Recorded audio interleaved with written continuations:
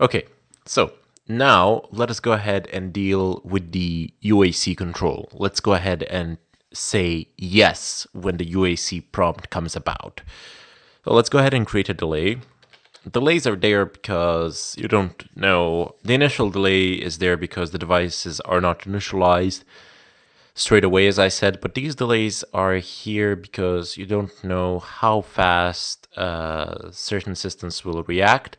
And for example, this delay here between a press and a release is something that's normal because you cannot practically instantaneously press and release a button. If you do that, it might actually fail to be registered. So you do require those delays, although unfortunately they do increase the overall execution time. So here, delay 2000. I've been playing around with these delays and I've realized that these are the optimum numbers which will work in the largest amount of cases, although this can be downsized. But in version 2, in version 2 with like TNC 3.2 and with the SD card extender, when we solder it together, this is gonna drop to basically 10 seconds or something like that. But let's go ahead and learn how to do it the hard way around. Anyway, so delay, and let's go ahead and type in keyboard dot. Remember, we need to press Alt Y in order to say yes to the UAC control. So set underscore modifier.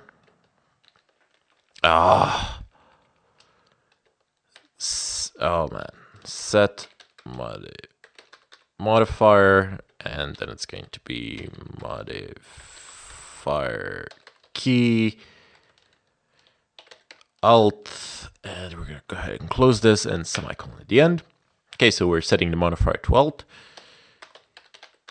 Keyboard dot send now. Okay, so then keyboard dot set underscore key 1 key underscore Y.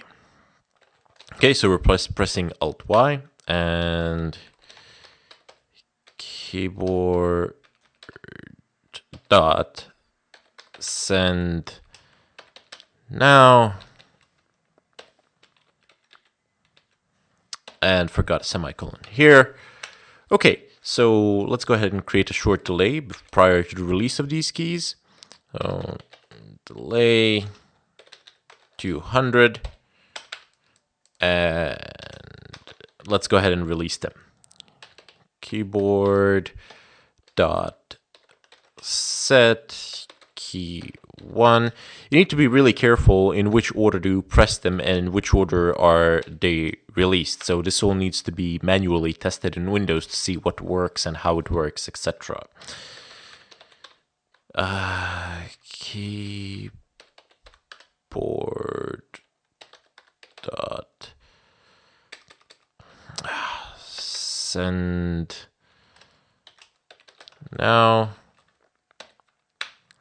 and keyboard. I'm pretty sure that you're getting the hang of it now. You can see this repeating pattern. Set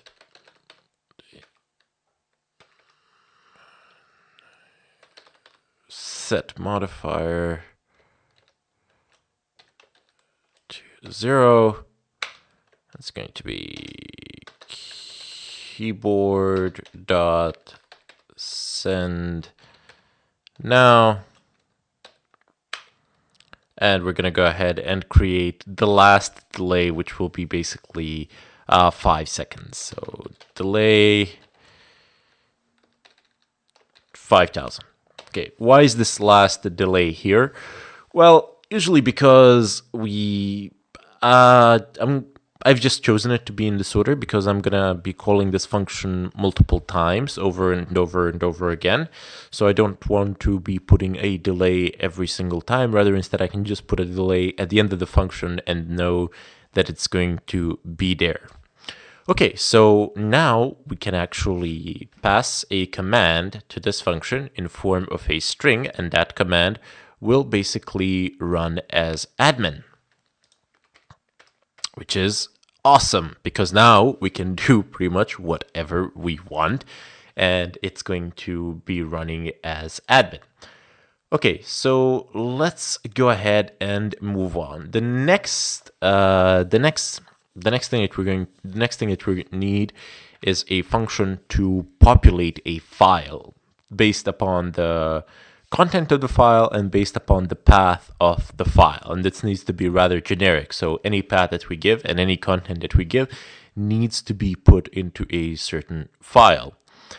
That file needs to be created first, of course.